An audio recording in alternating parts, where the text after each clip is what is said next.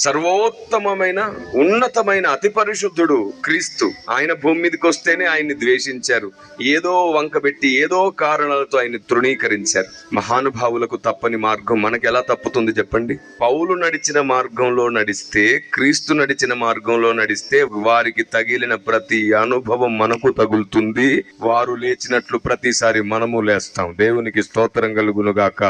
ఆమేన్. భక్తి జీవితం, సేవా జీవితం సాఫీగా వెళ్ళాలి. ఏ గాయం ఉండకూడదంటే కింద ఎవరికి కనబడకుండా గ్రౌండ్ లెవెల్లో పనిచేసుకో, ఏ గాయం తగలదు. కానీ వెలుగుగా స్తంభం మీద ఉండాల్సి వస్తే ప్రతి గాయాన్ని ఎదుర్కోవడానికి సిద్ధపడాల్సి వస్తుంది. నువ్వు గొప్పగా ఎదగాలంటే గొప్ప గొప్ప శోధనలు, సమస్యలు ఎదుర్కోవడానికి నీకు ధైర్యం ఉంటే అప్పుడు ఆ ప్రార్థన చేయి, నన్ను గొప్పగా వాడుకో. కొందరు ఉంటారు దేవుని కొరకు గొప్పగా వాడబడాలనుకుంటారు కానీ గొప్ప గొప్ప సమస్యలు ఎదుర్కోలేరు. ఎంత చెట్టుకు నువ్వు గొప్ప పెద్ద చెట్టు అయితే గాలి కూడా నీకు పెద్దగా తగులుతుంది.